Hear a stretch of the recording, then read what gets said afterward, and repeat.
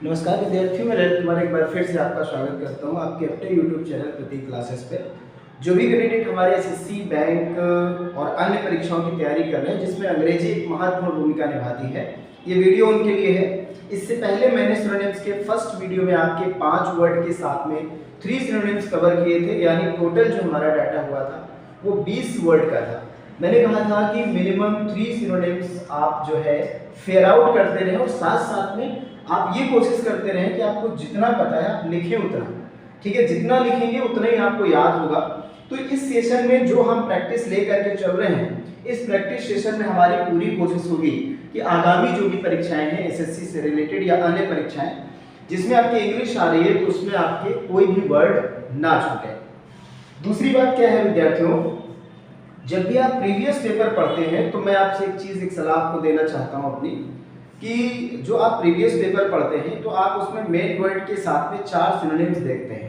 तो आप कोशिश करिए कि मेन वर्ड को भले छोड़ दें, लेकिन जो उनके सिनोनिम्स या जो उनके एंटोनिम्स उसमें दिए गए हैं, जो वर्ड ऑप्शन में दिए गए हैं, उन वर्ड्स पे आप जरूर प्रैक्टिस करें। उनका मीनिंग, उनका फॉर्मेशन, उनका सिनोनिम, ये सारा गूगल पे सब कुछ आपको मिल जाता है। तो आप उस तरीके से पढ़ाई करें।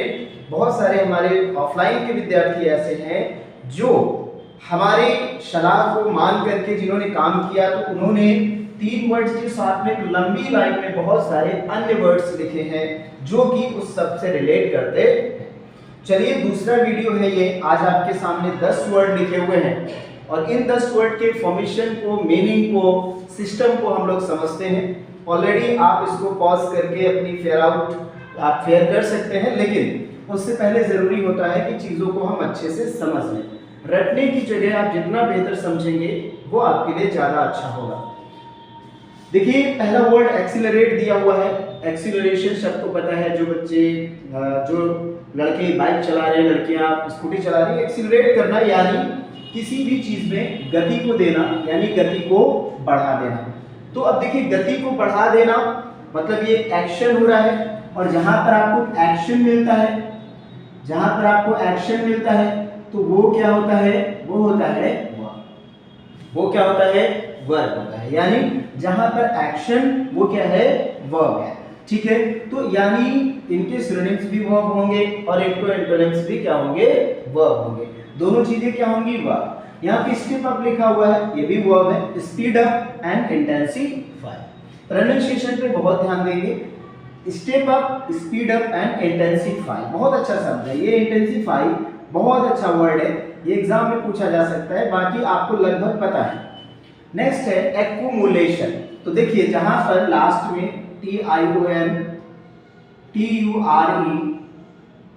SUON, ING फॉर्म अगर जीरंड में है, तो अगर ऐसी चीजें आपको देखने को मिलती है बच्चों, तो वो वर्ड मोस्टली नाउन होता है। क्या होता है, मोस्टली वो नाउन होता है।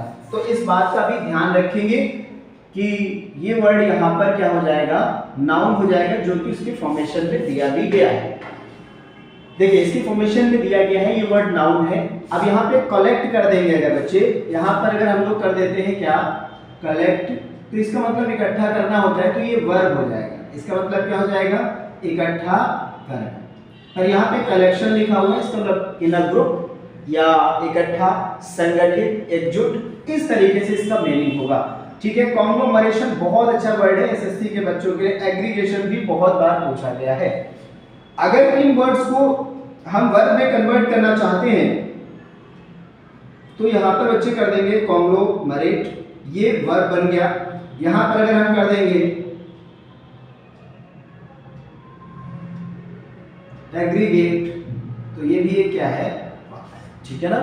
तो मेरा सिर्फ ये उद्देश्य है कि आप साथ साथ में दूसरी फॉर्मेशन को भी समझते चलें।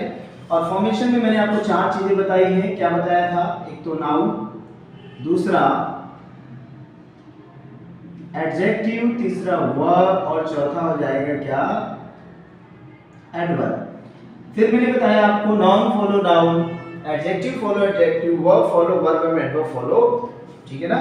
अब आ जाते हैं ऑल, मतलब सभी, कुल, संपूर्ण। तो इस तरीके से सबसे अच्छा वर्ड इसमें ग्रॉस दिया है, एग्रीगेट भी आपका आ गया, टोटल। तो ये आपको पता है, ये भी आपको पता है, टोटल भी आपको पता है। आप इन दो वर्ड्स पे ध्यान देंगे, ग्रॉस और, ठीक है ना, ग्रॉस डोमेस्टिक प्रोडक्ट, इस तरीके से आपने शक्ल, ठीक है ना। एसेंट, एसेंट का मतलब होता है, एसेंट का मतलब क्या होता है बच्चे, इस तरीके से, यानी अपने कैरियर में अपनी मेहनत से किसी मुकाम को हासिल करना, आगे बढ़ना, ऊपर जाना, ये एसेंट कहलाता है। इसके सिनोनिम होंगे कंफर्म, सिंक्रोनाइज, एट्यून। देखिए कितना बढ़िया दिया हुआ है, एट्यून, ठीक है ना। बहुत सारे लोगों को ये लगता होगा, वैसे इसको एट और ट्यून में तोड़ दीजिए, एट और ट्यून में, ठीक है ना। आप ट्यून, ट्यून मतलब समझ रहे ना, बोलने की स्थिति या एक म्यूजिक, तो एट ट्यून का मतलब ये हो जाएगा कि आप एट ट्यून कब होंगे, ठीक है ना, म्यूजिक कब हो जाए, जब आप सफल हो रहे हैं, जब आप ऊपर जा रहे हैं। तो ऐसे रिलेट करके भी आप मन में अपने वर्ड्स को रख सकते हैं। नेक्स्ट वर्ड आपका एसोसिएशन दिया है। एसोसिएशन का मतलब कनेक्शन होता है, जुड़ाव, लगाव, ठीक है ना।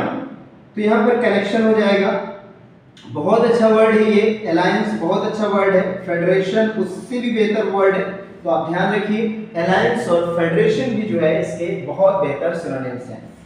कई बार एसएससी में पूछा गया वर्ड बेबल, बेबल का मतलब बेवकूफ या मूर्ख होता है। नॉनसेंस आपको पता है, आप इन दो वर्ड्स को ध्यान दीजिए, जार्गन बहुत बार एसएससी में पूछा गया है, ठीक है ना। तो मैं ये कहना चाहूंगा कि ये जितने भी वर्ड्स हैं जो आप बार बार इनको पढ़ रहे हैं, बार बार भूल रहे हैं, तो फिर मैं आपसे बता दूं, आपको उतना ही ज्यादा क्या करना चाहिए, वर्ड्स को राइट करना चाहिए। और मैंने कहा था ऐसे सीरीज में आप राइट करिए, ऐसे सीरीज में, ऐसे सीरीज में आप राइट करिए ना। तो जितना आप राइट करेंगे, बार बार पढ़ेंगे, उतना ही बेहतर आपको याद होगा। बैंडिट, बैंडिट का मतलब होता है चोर, डकैत या बागी। अब देखिए यहाँ पे एक शब्द लिखा हुआ है बागी, जिसके बारे में कुछ लोग मूवीज में या आपने कहीं ना कहीं सुना होगा, किताबों में सुना होगा।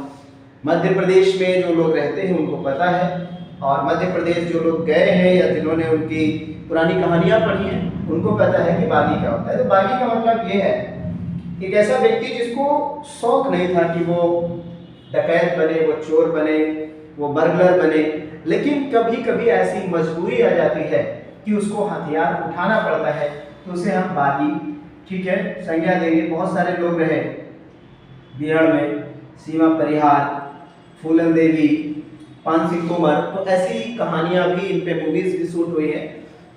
तो यहाँ पर देखिए, डकैत हो, चोर हो, इनकी अलग अलग क्वालिटीज हो सकती है, लेकिन कैटेगरी इनकी एक ही है। जैसे रॉबर, डकैत, बर्गलर, ठीक है ना। इसमें और हम ऐड कर सकते हैं, थीफ ऐड कर सकते हैं, एक स्नेचर ऐड कर सकते हैं। तो मैनी मोर, आप इस प्रकार से कई चीजें ऐड कर सकते हैं। लेकिन देखिए, मैंने एक चीज पहले आपको बताई है किसी न किसी वीडियो में या ऑफलाइन क्लास में, सभी लोगों को मैंने बताया है कि किसी भी चीज का कोई पर्याय नहीं है। जिस लोग नहीं कहते कि ये अद्वितीय है, यूनिक है, यानी इससे बेहतर कुछ भी नहीं है, तो किसी चीज का कोई पर्याय नहीं है दुनिया में। अब यही समझ लीजिए, आप हैं तो आपके अंदर एक अलग क्वालिटी है, कोई दूसरा व्यक्ति है तो उसके अंदर एक अलग क्वालिटी है, कोई किसी का पर्यायवाची नहीं है, सबसे बड़ी चीज। दूसरी बात क्या होती है कि आप किसी के गुण को दूसरे से कंपेयर करते हैं, उसको पर्याय बनाते हैं, ये एक अलग होता है। तो पर्याय हम लोग बनाते हैं, यानी हम लोग जो सिनोनिम्स हैं उनको हम ग्रुप में, एक बंच में ऐसे वर्ड्स को कलेक्ट करते हैं जो एक दूसरे से बहुत ज्यादा रिलेट करते हैं। बाकी किसी चीज का कोई सिनोनिम नहीं होता, बिकॉज जहां पर आप रॉबर यूज करेंगे वहां पे आप डकैत का प्रयोग नहीं कर सकते, जहां पे आप थीफ का प्रयोग करते हैं वहां पे आप बर्गलर नहीं कर सकते, जहां पे आप स्नैचर का प्रयोग करेंगे वहां पर आप जो है डकैत का प्रयोग, बैंडिट का प्रयोग नहीं कर सकते। तो ये बात आपको ध्यान रखनी है, ठीक है। बाकी इस पे और हम आगे आपको बताते रहेंगे। बार्बरिक क्या होता है? बार्बरिक होता है अशभ्य। देखिए, ये शब्द इंग्लिश की दृष्टिकोण तथा एग्जाम की दृष्टिकोण से मैं कहूंगा बहुत ही इंपॉर्टेंट है, क्योंकि आपने अभी तक, ठीक है ना, अशभ्य, फूल, फुलिश, इस टाइप से आपने बहुत सारे वर्ड सुने हैं, फुलिश, मूर्ख, वाइल्ड, सैवेज, ब्रिटिश। तो ये जितने भी वर्ड्स यहाँ पे लिखे हैं, वाइल्ड आपको पता होगा, सैवेज इंपॉर्टेंट है, ब्रिटिश इंपॉर्टेंट है, तो ये वो शब्द हैं जो बहुत ज्यादा इंपॉर्टेंट है। मैंने आपसे बात कही थी कि जो आप वर्ड वहां एग्जाम में देखेंगे तो आप ये भी पाएंगे कि जो मेन वर्ड है अगर वो सरल है तो 4 ऑप्शन कठिन होंगे, अगर चार ऑप्शन बहुत इजी है तो मेन वर्ड बहुत कठिन होगा, तो ऐसी सिचुएशन आपको एग्जाम में आसानी से देखने को मिल सकती है। ठीक है ना। बेसफुल का मतलब शर्मीला, निर्दोष, जो अपने आप को अकेला रखना पसंद करता है, भीड़ में नहीं जाता है। ठीक है ना, ऐसे व्यक्तियों को हम कहते हैं क्या, शर्मीला। Reserve, Sai, quite. ठीक है ना, तो ये सारे वर्ड वो हैं जो एक शर्मीले को रिप्रेजेंट करते हैं। एक ऐसा व्यक्ति जो खुद को रिजर्व रखता है। साई इंपॉर्टेंट है, इसको ध्यान दीजिएगा। क्वाइट भी कई बार एसएससी में पूछा गया है, इसको ध्यान दीजिएगा। ठीक है ना, तो जितना इंपॉर्टेंट जो वर्ड रखता है मैं उसके नीचे उतनी लाइन आपको खींच के बताने का प्रयास कर रहा हूं। वेट, अब वेट को आप वेट से क्या कर दीजिए, वेट को आप वेट से, वेट का मतलब वजन से आप रिलेट करिए। क्यों रिलेट करेंगे, मैंने कहा कि आप कीवर्ड अगर दिमाग में रखेंगे तो आपको वर्ड रटना नहीं पड़ेगा। जब ज्यादा वेट बढ़ जाता है तो आज के समय में सब लोग चाहते हैं ना कि हमारा वेट कम हो, तो अगर हमारा वेट कम हो ऐसी कंडीशन में, ठीक है, इसकी हम मीनिंग निकालेंगे क्या, कम करना। क्या करना, कम करना। डिमिनिश, डिस्ट्रॉय, रिड्यूस, ये सारे वर्ड्स किसके हैं, कम करने के हैं।